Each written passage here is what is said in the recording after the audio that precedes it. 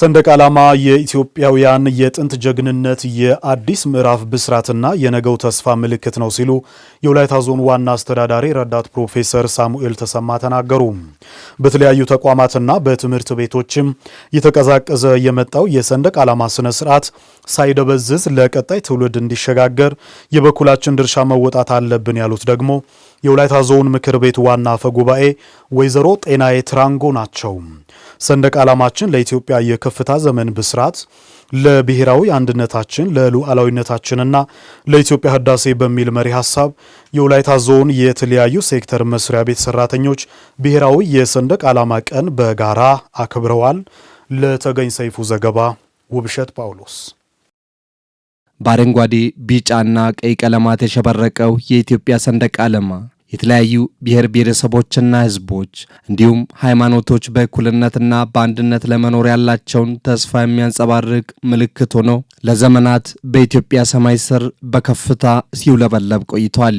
በየዓመቱ ጥቅምት ወር በገባ በመጀመሪያ ሰኞ ዕለት የሚከበረው የሰንደቅ ዓላማ ቀን ሰንደቅ ዓላማችን ለኢትዮጵያ ታላቅ የከፍታ ዘመን ብስራት፣ ለብሔራዊ አንድነታችን ሉዓላዊነታችንና ለኢትዮጵያ ህዳሴ በሚል መሪ ሐሳብ የተለያዩ ሴክተር መስሪያ ቤቶች ሰራተኞችና አመራሮች በተገኙበትም በወላይታ ሶዶ ተከብረዋል። በስፍራው መልእክታቸውን ያስተላለፉት የወላይታ ዞን ዋና አስተዳዳሪ ረዳት ፕሮፌሰር ሳሙኤል ተሰማ ሰንደቅ ዓላማ የጥንት አባቶቻችን ለአገር ክብር የተዋደቁበት የጀግንነትና የጥንካሬም ማህተም ነው ብለዋል። ሰንደቅ ዓላማችን የትላንትና የጋራ ታሪካችን፣ የዛሬ የጋራ ጥረታችንና የነገ ተስፋችን አጣምሮ የያዘ የክብራችንና የማንነታችን ማህተም ነው።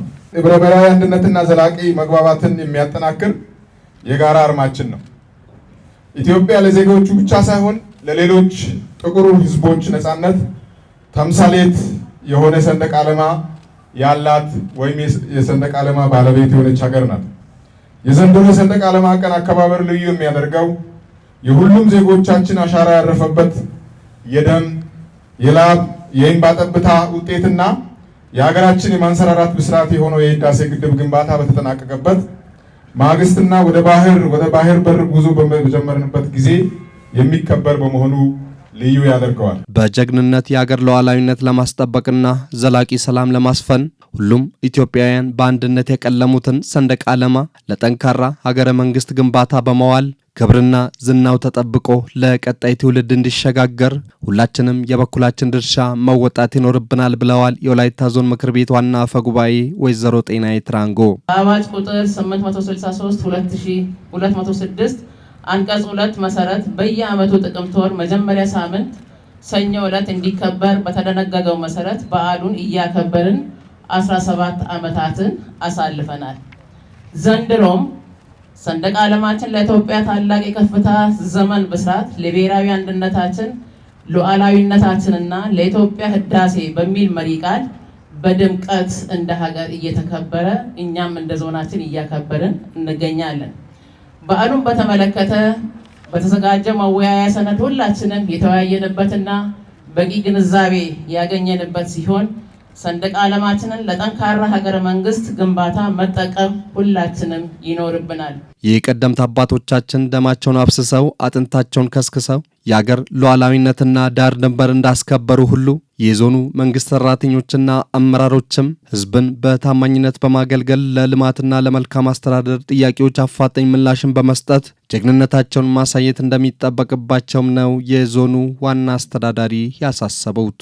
አባቶቻችን በጦርነት ድል በማድረግ ሉዓላዊ ሀገር እንዳስረከቡን ሁሉ የዚህ ትውልድ አርበኝነት የሚጠይቀው ዘርፈ ብዙ ጉዳይ አለ። በሀገራችን የቆየ ከፋፋይ ትርክት በብሔራዊ ገዢ ትርክት መተካት፣ ብሔራዊነትን ማጽናት፣ በዲጂታል ሚዲያ የሚደረገውን ስነ ልቦና ጦርነትና ማህበራዊ ሚዲያ የሚሰራጨው ሐሰተኛ መረጃዎችን በመመከት ዳግም ታሪክ መስራት ያስፈልጋል። ከተረጂነት ወደ ምርታማነት በሚደረገው ጉዞ የአመራሩ ተግባራትን አቀናጆ መምራት፣ የተቋማትን የመፈጸም እና የማስፈጸም አቅምን ማሳደግና ከሌብነትና ከብልሹ አሰራር የጸዳ አገልግሎት መስጠት ያስፈልጋል። ከኢትዮጵያ ብሔራዊ መዝሙር ጋር የማይነጣጠል ታሪክ ያለው ብሔራዊ የሰንደቅ ዓላማ ስነ ስርዓት በኢፌዴሪ ሕገ መንግስት በተደነገገው መሰረት በየተቋማት የሥራ መግቢያና መውጫ ሰዓት ተጠብቆ እንዲከናወንም መልእክት ተላልፏል። ሰንደቅ ዓላማችን የሀገር መለያ ብቻ ሳይሆን የነጻነት አርማ፣ የህብረ ብሔራዊነትና በእኩልነት የመልማት ዋስትናችን ነው አሉ የወላይታ ሶዶ ከተማ ምክር ቤት ዋና አፈ ጉባኤ ወይዘሮ አልማዝ ባንጫም።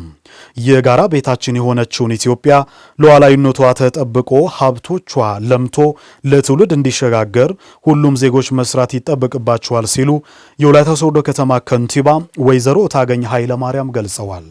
18ኛው ብሔራዊ የሰንደቅ ዓላማ ቀን በወላይታ ሶዶ ከተማ በድምቀት ተከብሯል። ሰናይታ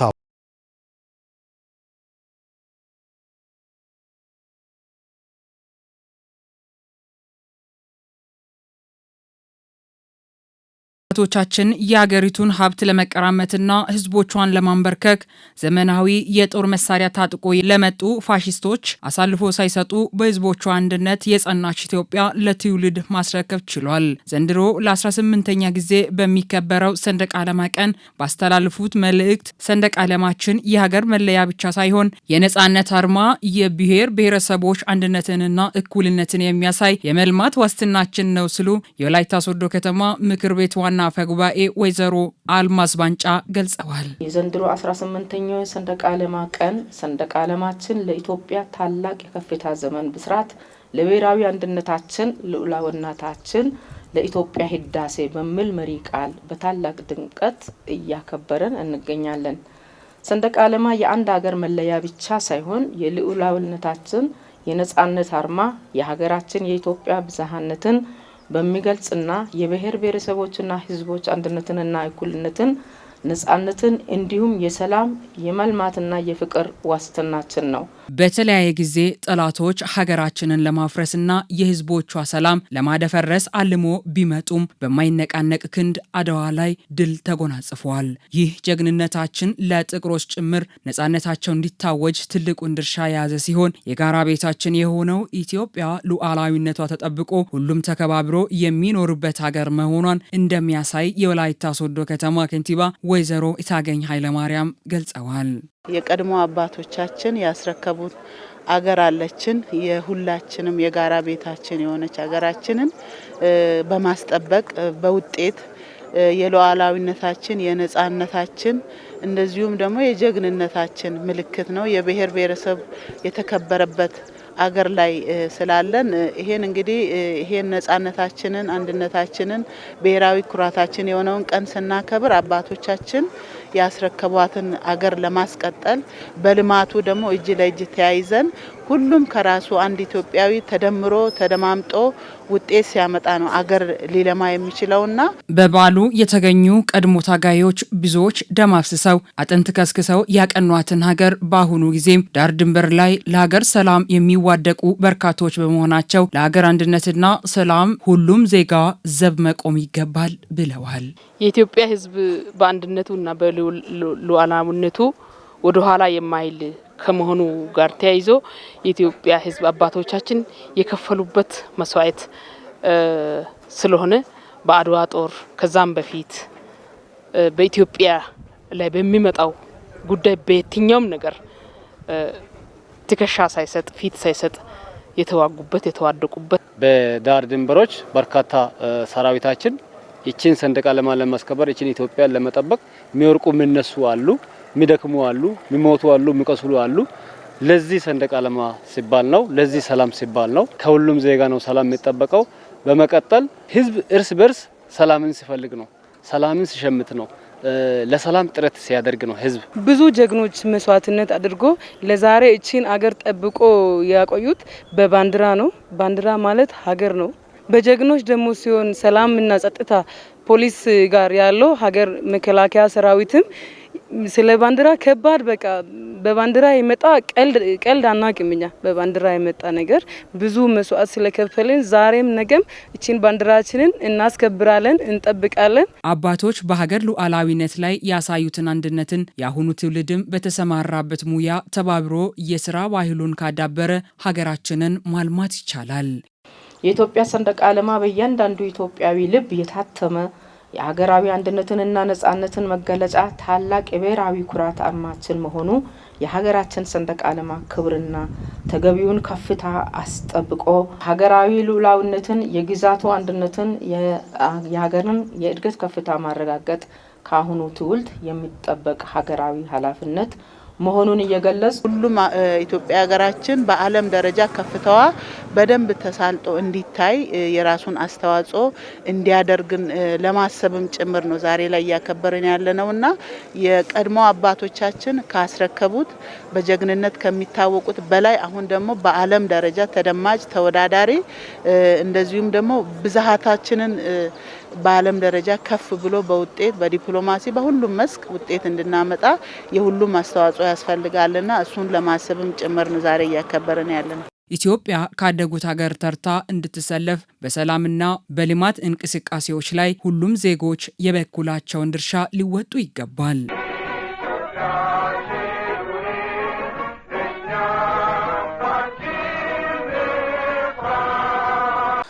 የሰንደቅ ዓላማ ትርጉም በተገቢው ማወቅና ማክበር የሀገርን ክብር ማስጠበቅ መሆኑን ትውልድ ሊገነዘብ ይገባል ላሉ በወላይታ ሶዶ ከተማ ያነጋገርናቸው አስተያየት ሰጪዎች ዜጎች በሕገ መንግስት የተደነገጉ ጉዳዮችን ከማክበር ባለፈ የሀገሪቱ ሉዓላዊነት የሚፈታተኑ ነገሮችን በጽኑ ማውገዝ እንዳለበትም አስተያየት ሰጪዎች አክለዋል። ሰይፉ ሳሙኤል ላጠናቀረው ዘገባ እድገት እስራኤል። የዓለም ሀገራት ሰንደቅ ዓላማ የሀገር ሉዓላዊነት መገለጫና የማንነት ኩራት ምልክት አድርገው ይወስዳሉ። በዚህ መሰረት የኢትዮጵያ ብሔራዊ ሰንደቅ ዓላማ ለኢትዮጵያውያን በዓለም ልዩ ኢትዮጵያዊነት ምልክት ሆኖ እያገለገለ ይገኛል። ታዲያ የሰንደቅ ዓላማ ቀን ስናከብር ከቀለሙና ከጨርቅነቱ ባሻገር ከኢትዮጵያዊነት ወኔ ጋር በማያያዝ የመስዋዕትነት ጥግ ማሳያ ቃል ኪዳን መሆኑን ለዓለም በማሳየት መሆን እንደሚገባ የሰንደቅ ዓላማ ቀንን ለማክበር ከመጡ አንዳንድ አስተያየት ሰጪዎች ይናገራሉ። ኢትዮጵያ እንደመሆነ መጠን የኢትዮጵያ ሰንደቅ ዓላማ ለኔ የማንነት መገለጫዬ ነው። ለራሴ እንዲሁም መለያ ምልክት ነው። ሰንደቅ ዓላማ ሲታይ ሰንደቅ ዓላማ በአንድ አገር ላይ ከፍ ብሎ በሚውለበለበበት ጊዜ የራስ የሆነ ውስጣዊ ስሜት ከውስጥ ይፈልቃልና መገለጫ የሚባለው አንደኛ ሰንደቅ ዓላማ ኢትዮጵያዊነትን የራሴ የሚገልጸው ማንነትን ነው። እነኚህ ስፖርተኞች ሁሉ እንኳን ባንዲራ ይዞ ሲያለባልብ እዛ ያሉት ሁሉ የሚደሰተው ድንቅና ታሪክ ሲያደርግ የነበረ ነው።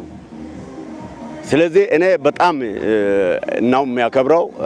ባንዲራ መጀመሪያ በእኛ ጊዜ በእኔ እድሜ ላይ ያለ ባንዲራ ሲያወጣ መንገድ ላይ እንኳን የሚሄዱ ሰዎች ዝም ብሎ መሄድ አይችሉም፣ ሁሉም ይቆማል። ሰንደቅ ዓላማ የሀገራችን ሉዓላዊነት መገለጫ የሆነ ሉዓላዊ ሀገር መሆኑን ማሳያ ምልክት የሆነ የሕዝቡን ክብርና ሉዓላዊነትን የሚያንጸባርቅ ምልክት ነው። ይህ ምልክት እንግዲህ ከተለያዩ ነገሮች አኳያ ተገቢ የሆነ ክብር የሚገባው ነው።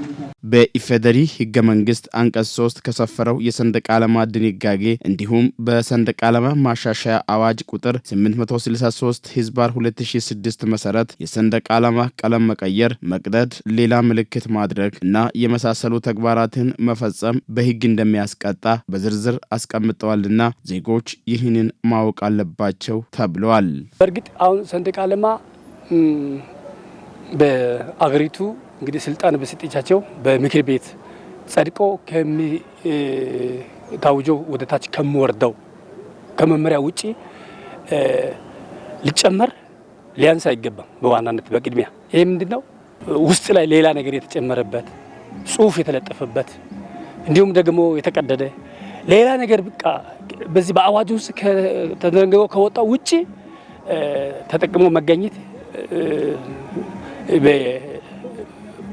በአዋጁ በመመሪያው መሰረት እንደሚያስቀጣ እንደሚያስጠይቅ ነው። እንግዲህ ሰንደቅ ዓላማ ተገቢ የሆነ ክብር አለመስጠት በወንጀልም ሊያስቀጣ የሚችል ተግባር ነው። ከዚህ ጋር ተያይዞ አንዳንድ ቦታ ላይ በማይገባ ቦታ ባንዲራ መስቀል፣ በማይገባ መጠን ሰንደቅ ዓላማን ማተም፣ አትሞ መጠቀም፣ የተበጣጠሱትን የቆሸሹትን በተለያየ አግባብ ሰዎች ሲጠቀሙ ሲገለገሉበት እናያለን። የሰንደቅ ዓላማ ትርጉም ማወቅ እና ክብር በመስጠት ለመጪው ትውልድ የሀገር ፍቅርን ማሻገር ከሁላችንም የሚጠበቅ ኃላፊነት ነው ሲሉም ተናግረዋል። የሰንደቅ ዓላማ ቀንን ለማክበር የወጡት ባንዲራ ማወቅ ወይ ባንዲራ ማንነት ማወቅ የሁሉም ዜጋ ግዴታ ነው። ምናልባት ያላወቁ ማሳወቅ ከኔ ይጠበቃል፣ ካንተ ይጠበቃል፣ ከሌላው ይጠበቃል እንጂ ይሄን ማሳወቅ ከኛ የሚጠበቅ ሆኖ ሳለ ነገር ግን ባንዲራ ስርዓቱን እስከ ዛሬ ድረስ ስንመጣ በአከባበር ላይ ክፍተቱ አለ። አንድ ድንኳን ከኋላ ላይ ዝም ብሎ ያስቀምጣሉ። ማንኛውም ኢትዮጵያዊ ይሄን መወገዝ አለበት። ደብቀውም ያስቀምጣሉ፣ ያልሆነ ቦታ ላይ መጠጥ ቤትም ሁሉ ያስቀምጣሉ። እሱ ሳይሆን አስፈላጊ ነገር ስለሆነ በአስፈላጊ ቦታ ብቻ እንዲሰቀል ማድረግ ይገባል የሚል ሐሳብ አለኝ።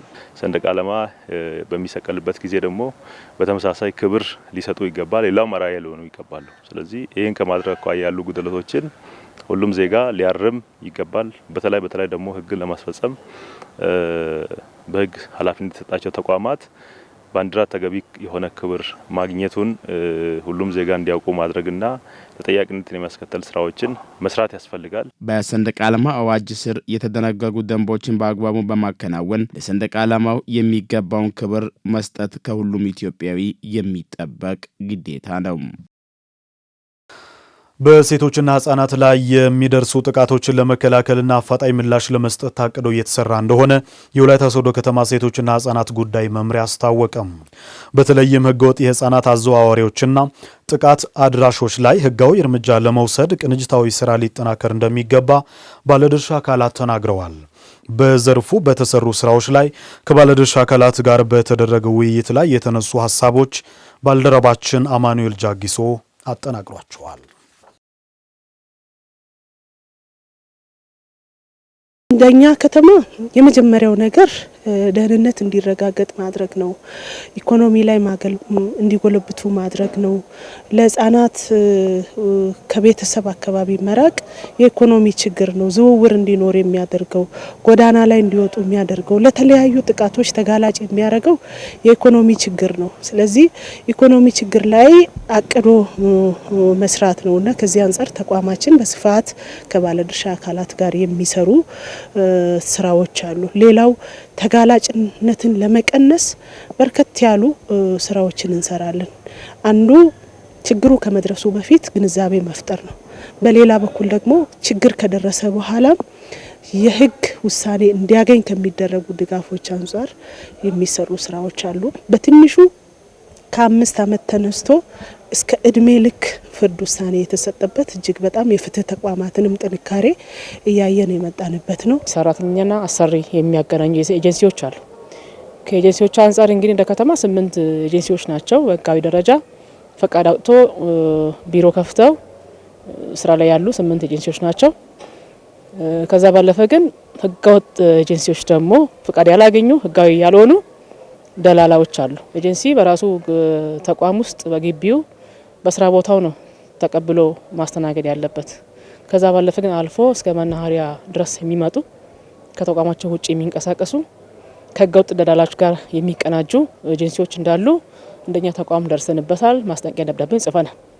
ስለዚህ ይሄ የሚቀጥል ከሆነ ቀጣይ ይሄ ፈቃድ የሚሰራበት ፈቃድ እስከሚሰረዝ የሚኬድበት አግባብ ስለሆነ እንደ አዲስ እንደ ሶዶ ከተማ የተለመደው ምንድነው እድሜ ያልደረሰው የ3 አመት የ4 አመት ህፃናት አሁን እየታገቱ ናቸው ያሉት። ይሄ ምንድነው ህፃንን ያግቱና ገንዘብ ይጠየቃል።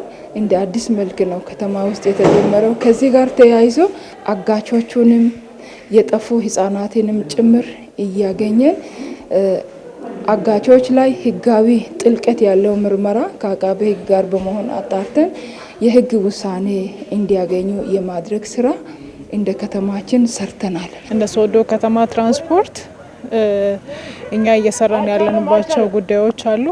እነዚህም ከቦታ ወደ ቦታ ለመንቀሳቀስ ብሎ የሚመጡ ህገወጥ አዘዋዋሪዎችንም በየጊዜው በመናሪያ ውስጥ ደግሞ እነዚህ ህገወጥ የሆኑ ተዘዋዋሪዎችንም በመያዝ ለፖሊስ የማስረከብ ስራዎችን እየሰራን ያለንበት ሁኔታ አለ።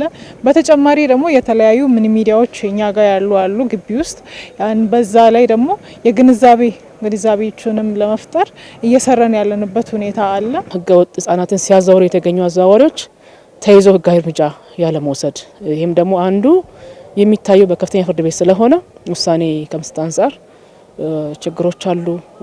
መረጃ ይጠፋል።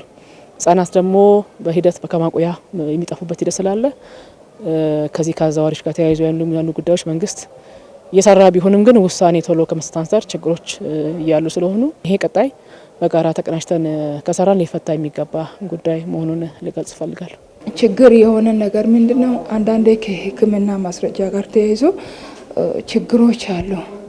ጉዳት የደረሰባትን ህፃን የሚመረምር ዶክተር አንዳንዴ እየተዛባ መረጃ እየተሰጠ ነው ያለውና ከዚህ ጋር ተያይዞ አሁን በዚህ በ2018 ዓመተ ምህረት ከሆስፒታሎችም ጋርም ካለን ጥሩ ግንኙነት የተነሳ የተሻለ ስራ እንሰራለን የሚል እምነት አለ። እንደ ችግር የምናየው ከህገወጥ ደላላዎች ጋር ብዙ የሚታዩ እኛ ጋር ግቢው መናሪያ አካባቢ የሚታዩ ክፍተቶች አሉ።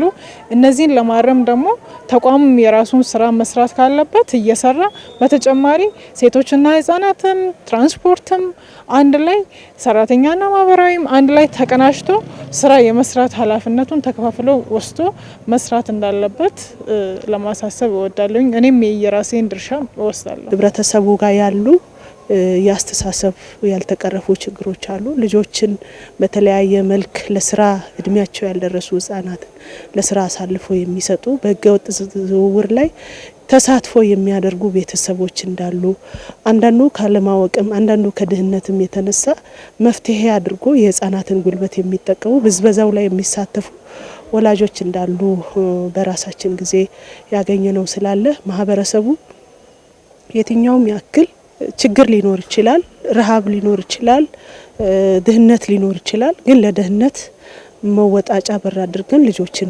የምንጠቀምበት ከህግ አንጻርም እጅግ በጣም የሚያስጠይቅ ነው። ምንም ችግር ቢኖር አልፎ ልጆችን ለማስተማር ጥረቶች ሊደረጉ ይገባሉ። መንግስትም ቤተሰብን ኢኮኖሚ መገንባት ላይ የራሱ አስተዋጽኦ አለውና ከዚህ ጋር ሊታዩ የሚችሉ ነገሮችን በጋራ እየሰራን እየፈታን እንሄዳለን። ሁላችንም ከተቀናጀን ሙሉ በሙሉ ባናጠፋ እንኳን በየጊዜው የሚታዩ ችግሮችን እየቀነስን እንመጣለን።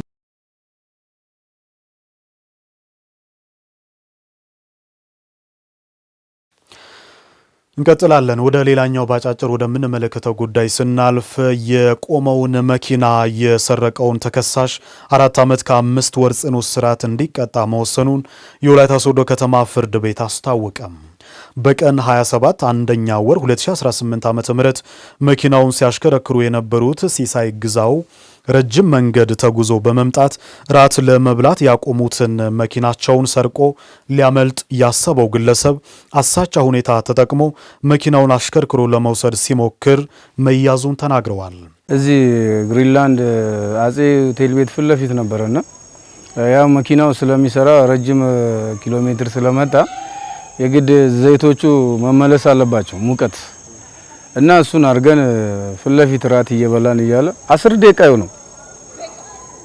ልክ በልተን ቀና ስንል ተከሳሽ መኪናው ውስጥ ቁጭ ብሏል እና እሱ ያስገባው ማርሽ ከባድ ማርሽ ነው። ምክንያቱም መኪናው የሚሄድ ጉልበት የለውም። ልክ ማርሽ አስገብቶ የረገጠው ነዳጅ የድምጹ በጣም ነው እየጮህ ያለኝ ለለኝን አቅም ጨምሬ መሮጥ ጀመርኩ ከመኪና ጋር። ከዛ መኪናው የሆነ ስፒድ ላይ ጂል ዙር ማግኘት ጀመረ። ማለት ለመሮጥ ፍጥነት በሚያደርግበት ሰዓት እኔ ጋቢናውን ከፍቼ የገባው በአንድ እጄ የእጅ መከላከያውን ይዤ ፍሪሲዮንና እጅ ፍሬን በመያዝ ያው እንግዲህ ተበዳይን ኪስ ውስጥ ላ ድንጋይ ነበር ታቃለ ያው ካንተ ጋር የሆነ ንኪኪ ቢኖረው ለመፈንከት ያዘው ድንጋይ ነው። ያው እኔ ድንጋዩንም የሚያወጣበትንም ሰዓት አልሰጠውትም። በዚህኛው እጄ ከወንበሩ ጋር ለጥፌ ያስኩት ፍሪሲዮኔን በደንብ አፈንኩ። መኪናው ወደ ጥግ ራሱ ውስጥ ቁጭ ብሎ ወደ ጥግ አረኩት። ብዙም ሰዓት አልፈጁ ለመምጣት መጡ። እኛ ጨውን ያው መኪናውን ጥግ አረግነው። ህዝቡም ተሰበሰበ። እነሱም መጥቶ ወደ ህግ ፊት መኪናውንም እየነዳ ነው ገባ። አብርሃም ጮሎ የተባለው ይህ ግለሰብ በአራዳ ቀበሌ ህብረት ቀጠና ልዩ ስሙ የአብስራ ሆቴል ፊት ለፊት በቀን 27 አንደኛ ወር 2018 ዓ.ም ሹፌሩ ራት ለመብላት ያቆመውን ሰሌዳ ቁጥር ኮድ 3 አዲስ አበባ 31646 የሆነውን ፒክአፕ መኪና ሰርቆ ሊያመልጥ ሲል በፖሊስ ቁጥጥር ስር መዋሉን ነው የአራዳ ቀበሌ ፖሊስ ያስታወቀው። የመኪና ሹፌርና ውስጥ ያሉ ሰዎችን ራት ለመብላት በገቡበት ወቅት ይህ ተጠርጣሪው መኪና ውስጥ በመግባት መኪና አንስቶ ሲሄድ ነው የተያዘው።